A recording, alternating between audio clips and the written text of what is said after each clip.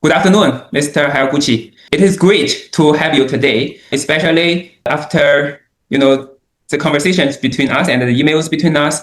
I have talked to many lawyers in many countries, and you are one of the lawyers that raised the most questions to our HiLegal platform. So I'm especially very excited to have the opportunity today to make the video interview with you.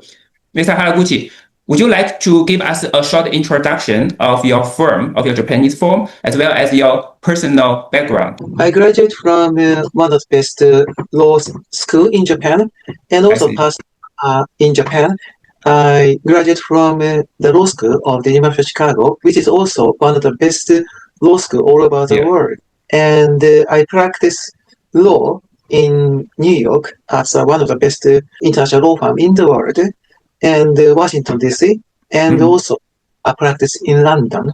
And then I became a partner of the UK Magic Circle, or one of the best law firm in Japan, and established my own firm in 2003. And recently, we've been involved in assisting one of the biggest trade insurance company in China. I'm quite familiar with the demands or mentality of Chinese clients. I see. Great. So 40 years of experience in the legal professional service industry, that is really impressive. And you mentioned that you have served half domestic Japanese companies, and half of your clients come from other countries, including Chinese companies.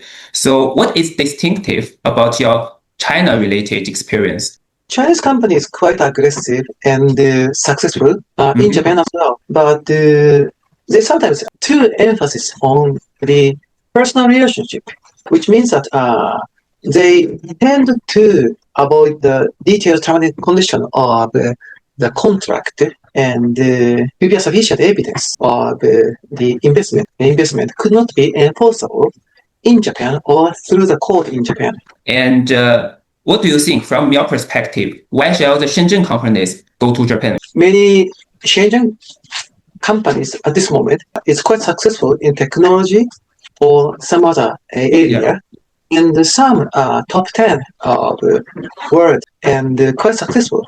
So they would like to export or import their expertise in Japan, and also they use the reputations of quality-oriented consumers in Japan to establish the name outside of Japan. We have quite, skillful employees, in particular technology, so they could relatively easy to find the skillful employees here in Japan. Great. So I think that's really true, because the Japanese workers or Japanese engineers, they are highly qualified and accepted very good education. So that's for the high-tech companies really a great advantage. And you mentioned that many international companies are also your clients.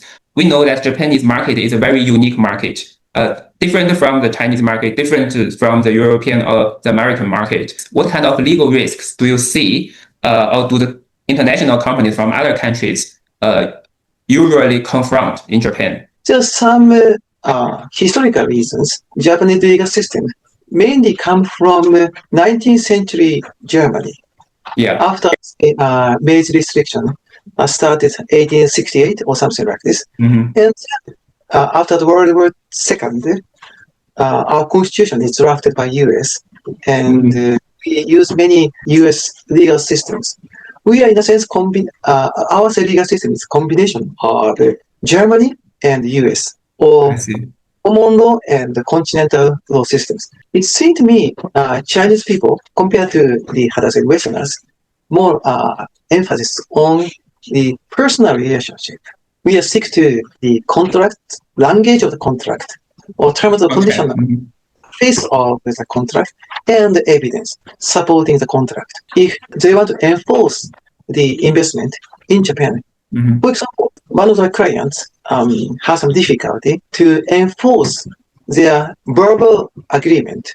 The people in Japan solicit the Chinese wealthy people to invest them, to establish a business in Japan, verbally promise that they will become a shareholder But actually, the contract is very vague. So the court would have some difficulty to give them the status as a shareholder.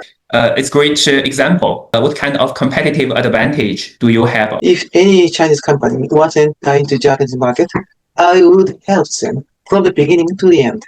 Most law firm does not have more than 40 years experience lawyer involved in the advice from the beginning to the end. So I think this is a big advantage. And also say, as I have more than 20 years experience to serve for Chinese company, so I'm fully get used to the people in China and demands of the Chinese people. And I could say sort out any issues the Chinese company may have to enter into Japanese market. I have many accountants, I have many lawyers, tax advisors, and business person, if it's necessary, to communicate with, and I can easily to gather appropriate person.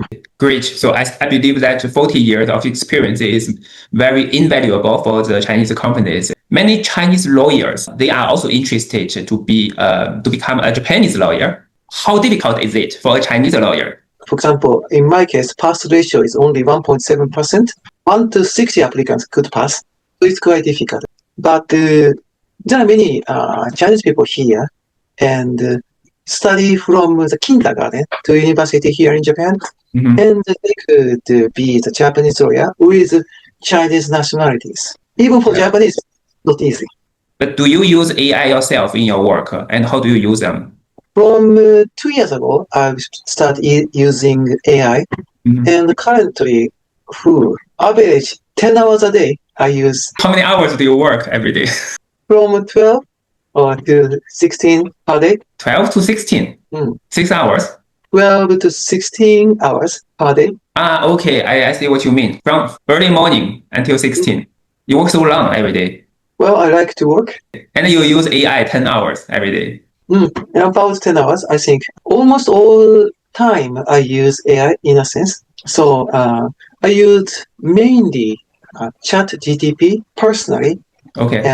And for translation, DeepL and Office Copilot, Google WordPress, and others. We use Gemini.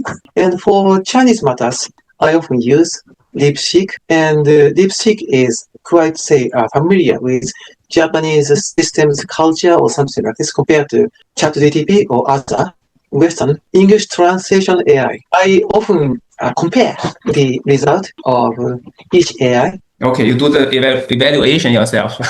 So you don't rely on one model. You actually do the same thing with different models and compare the output. We are going to actually build a zero hallucination research tool on HiLegal. So which is also AI, but we will avoid any hallucination with this AI. And we look for the real laws and cases in every jurisdiction area, including Japan, China, other countries. And it would be great to have you to use this and give us the feedback. Great, Mr. Haraguchi. It has been nice to talk to you. And also thank you very much for the insight, especially from a perspective of a Japanese lawyer, which is very rare for Chinese audience or Chinese companies. And we don't have a lot of opportunities to have a face-to-face conversation with Japanese lawyers. At the end of the interview, is there anything that you still want to add or address to the Chinese companies? About 10, 15 years ago, I involved in Hong Kong cases for clients in Hong Kong, and I spend many times in Hong Kong. And I sometimes be in Shenzhen, and I found that, windows of the world. It's very interesting. As 15 years ago, Shenzhen is quite thriving, but not as thriving as now. But I see the future, and now I found that Shenzhen is truly the window of the future. So I'm more than happy to help Shenzhen company to develop the future of the world, and I'm more than happy to help Shenzhen company to do so from Japan. Great. This is a wonderful opportunity for me to help Shenzhen company through your wonderful platform. Thank you very much for inviting me. Thank you very much for the words about Shenzhen. I look forward to meeting you in person in Shenzhen after 15 years. It's probably also time for you to have another visit here. I believe so, and I hope so.